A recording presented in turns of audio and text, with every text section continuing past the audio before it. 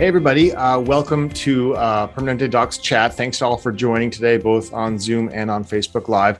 Today, I'm very excited for our special guest. I'm going to fanboy a little bit here. I don't think he needs any introduction, but Dr. Kevin Poe is an internist and the founder of Kevin MD, who is going to talk about a topic near and dear to my heart, social media, and explore physicians and other healthcare professionals' role in and around social media today. So should be a great topic. Please feel free to drop your questions in the chat or in Facebook comments as we go along here. We'll try to get to them too. So Dr. Poe, thank you so much for joining us today. Like I said, I'm a huge fan of your work and really kind of helping start, I think, a lot of the trend of physicians getting more active on social media. So let's start off by just telling everyone who you are and what you do. Sure. Well, thanks so much for having me. My name is Kevin Poe. I'm an internal medicine physician. I'm also the founder and editor of PermanenteDocs.com. And it's really just a platform where I share the voices of healthcare professionals across the spectrum so we can share their stories and be heard.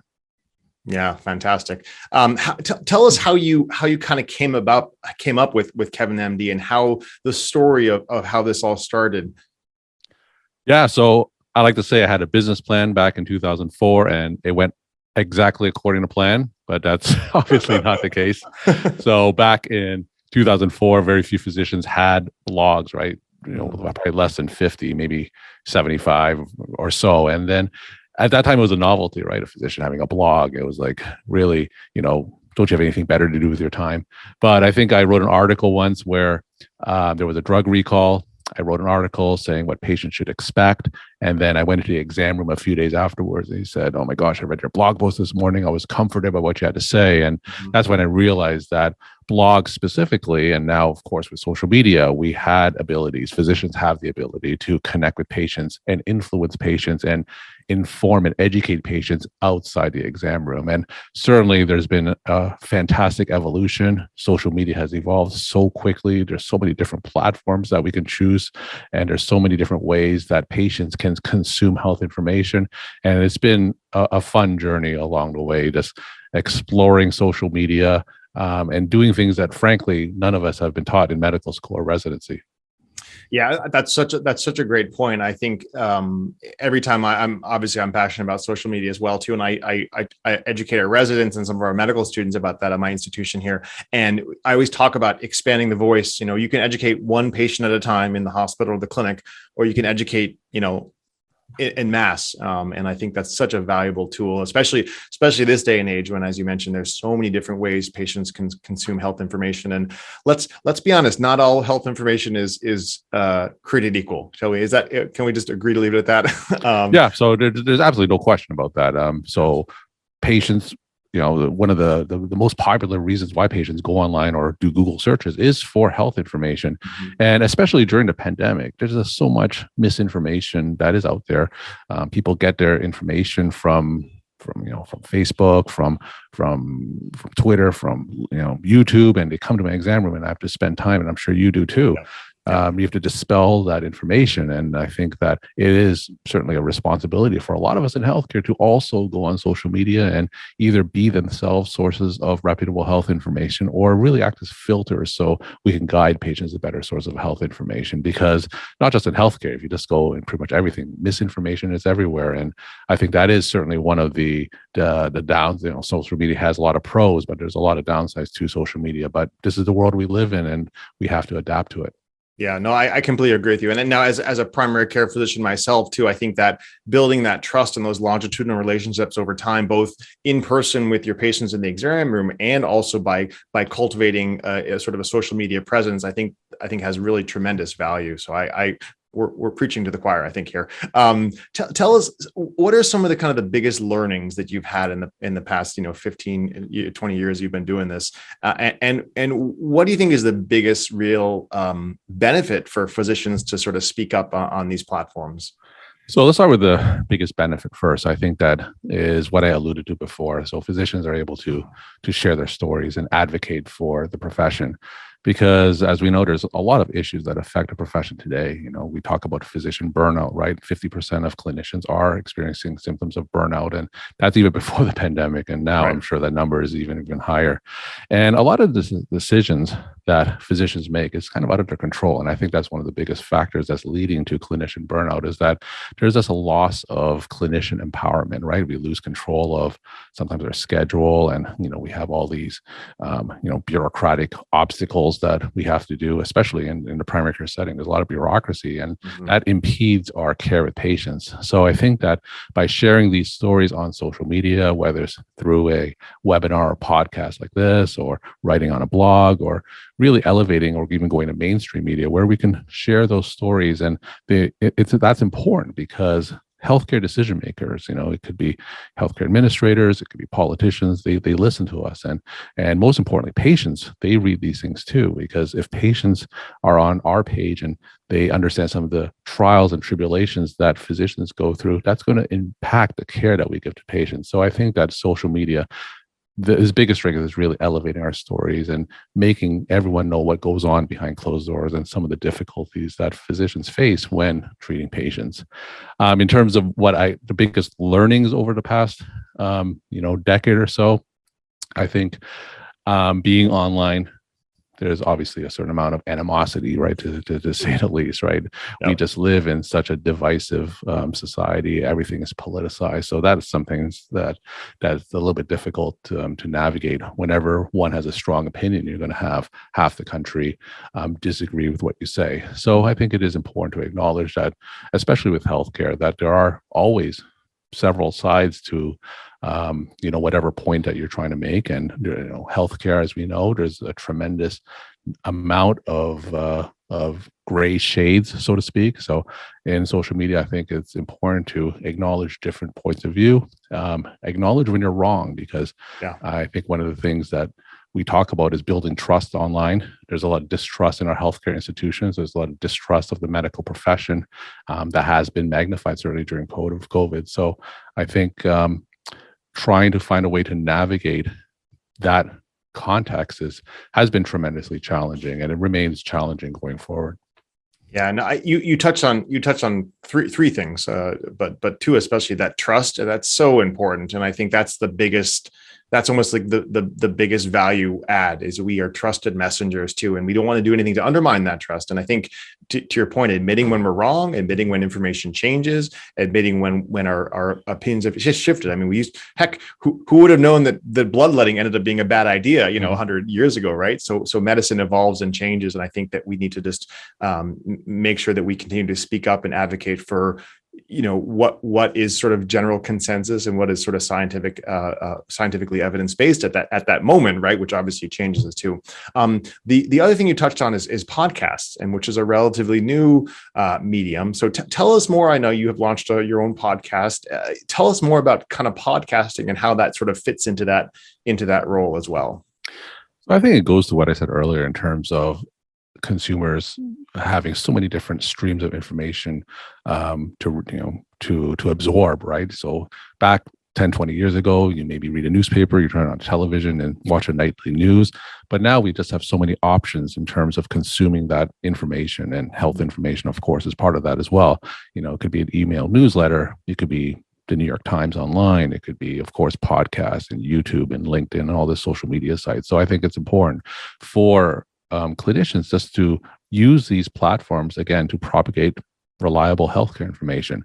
So specifically with podcasts, it's been tremendously impactful for me, because it's something that I've always wanted to try. And I started my own podcast 2 years ago, and it's a daily podcast where I'm able to elevate voices across the healthcare spectrum. And it's not just physicians. I also have advanced practice providers. I have patients, and really kind of everyone in healthcare should learn from each other.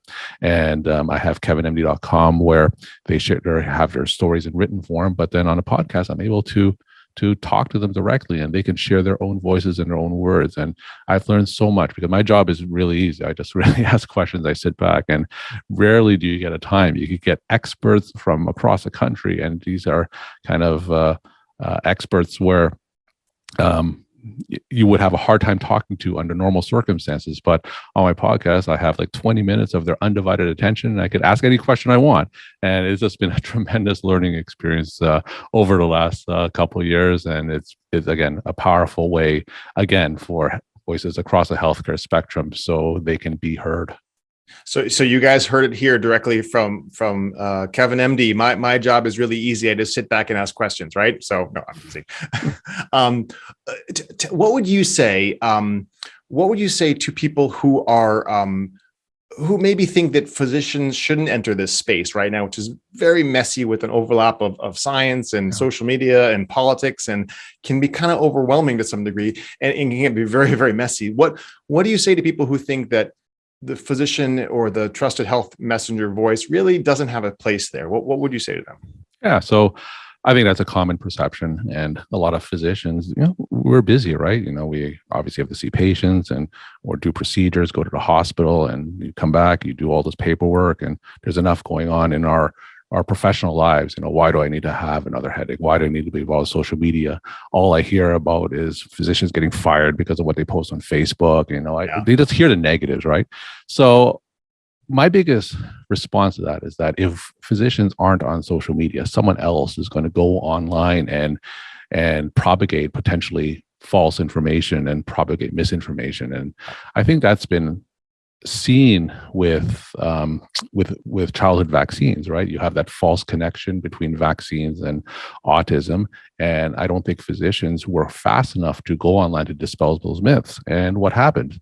You have all these pseudo practitioners propagate myths about vaccines and undermine the public perception on vaccines, because I think we in the medical profession has been too slow to embrace going online. So I do think that physicians have a responsibility to be in that public space and be where patients are and be reputable sources of health information. Because if we don't do it, if we don't go online, it's not like patients are going to stop going online to look for health information. Someone else is going to replace us, and that's going to further undermine the trust that they have in the medical profession. Yeah, that's so well said. I agree with your sentiments 1000%. There was a question here on the Facebook comment. So, there at this point, there seems to be thousands of bloggers and podcasters, and what would do to have an individual listen to one person versus another person individual too? And so what do you think someone should look for in a consumer of health information should look for in a health podcast, and what types of things would probably be more impactful than others and make people want to listen and learn? Yeah, so many different types of health podcasts that are out there, right? A lot of physicians have a podcast. So certainly whatever their niche is, right? There's podcasts specifically about COVID. There's certainly what I do, which is share stories. There's podcasters by someone like, Sanjay Gupta on CNN, these kind of higher profile physicians. So I think it depends on what you're looking for. I also want to say that when it comes to finding trust online, I think it's important to know what to look for and who to trust, because there are, of course, a lot of physicians who also, not always accurate in terms of the medical information that they have, right? So what are some of the things that you look for? And I think a few years ago, I would have said, look for traditional healthcare institutions, look for .gov websites, look for hospitals and academic medical centers. But I think now, as you can see, everything's been so politicized that even trust in those institutions have been undermined over the years, right? Yeah. So, just to expand what we talked about earlier, how do you know who to trust? And to me, I think that the biggest characteristic I look for is really just humility, right? So I think that if the podcaster or if whoever is giving the health information, if they're willing to admit mistakes, admit when they're wrong, and sometimes even admit that people from the other side of the political spectrum from where they're at may have a point at times. Mm-hmm. Having that humility, to me, I think is one of the biggest signs of trust. So that's really the biggest thing that I recommend. So whenever someone asks me, who can you trust online?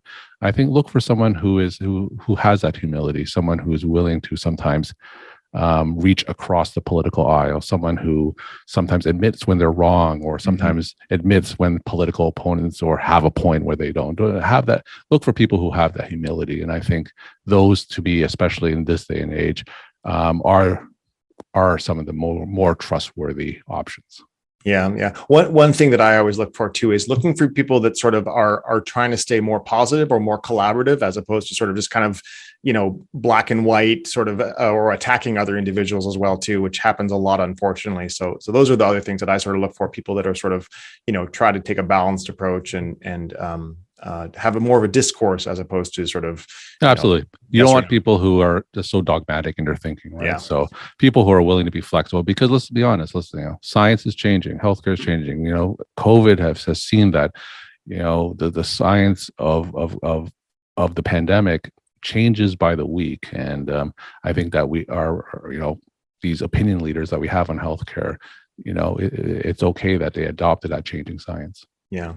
So now that we've convinced all of our listeners and all the physicians out there to join social media, what are some tips or advice that you have for people that are interested but aren't quite sure kind of how to get started? I sort of think about the three stages of social media use. Those are people that are just kind of there and looking and learning, those people that kind of like and maybe comment, and those people that create their own content as well too. So what would you say to people that want to get more involved and do more social media work but aren't sure how to get started?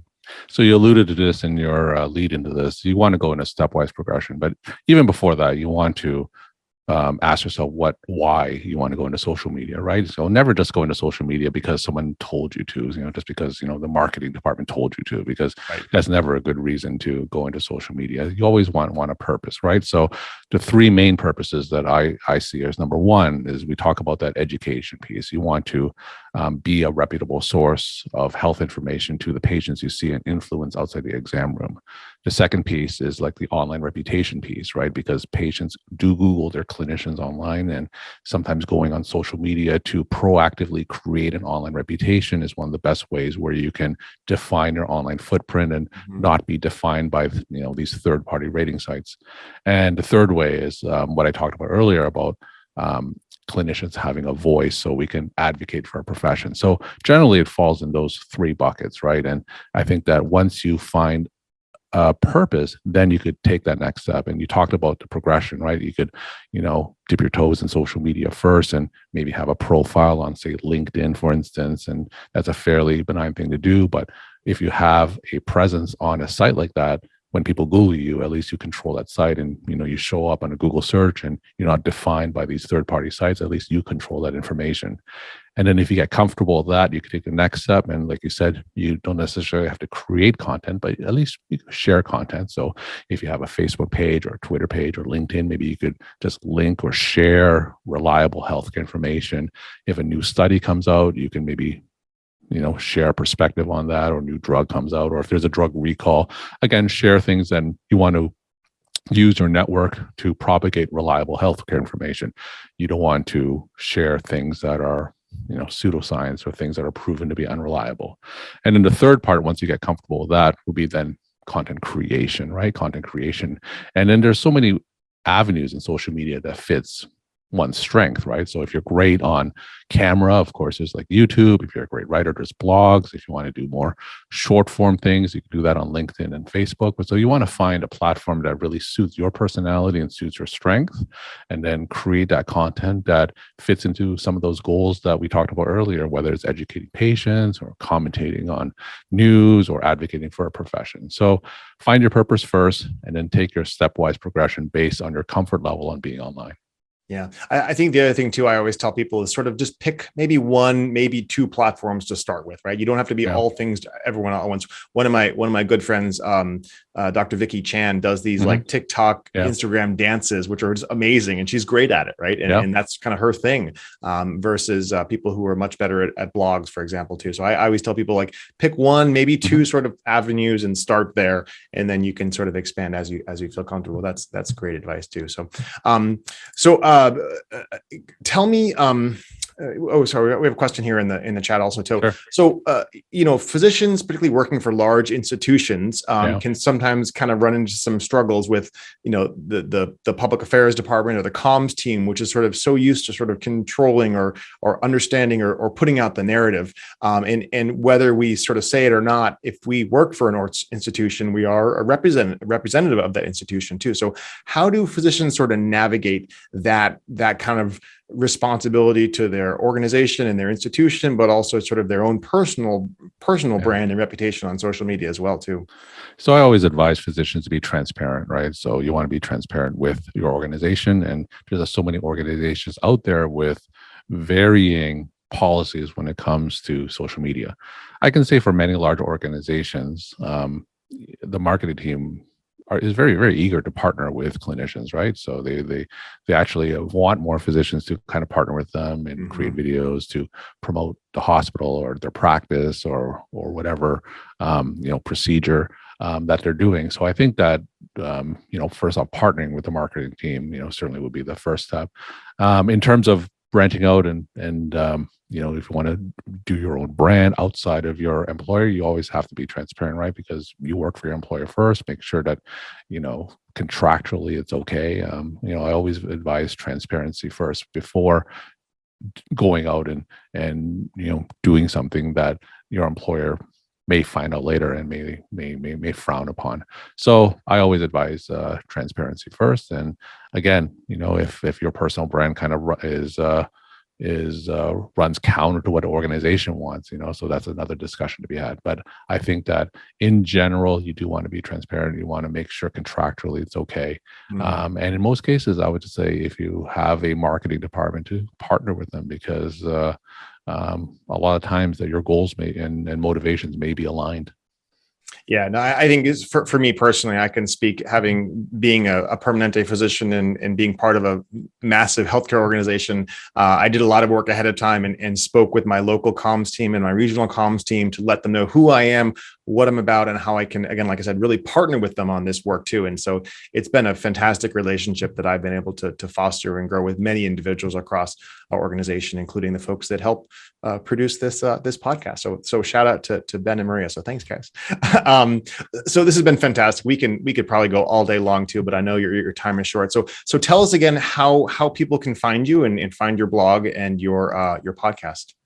Yep. So everything is at kevinmd.com, and we find a blog, and it's not just me, but it's really stories from across the healthcare spectrum. And they're really, you really learn a lot from just reading from your colleagues and reading from people that are adjacent to you in the healthcare spectrum. I've learned so much just from reading the stories on Kevin MD. And in terms of my podcasts, it's kevinmd.com/podcast. And then you can hear the Kevin MD authors in their own voices share their stories. So those are the two places that I would go to. Fantastic. Well, Dr. Poe, thank you so much for joining us. I really enjoyed this conversation. It means a lot to us and all of our viewers. You took the time today. Thanks for having me.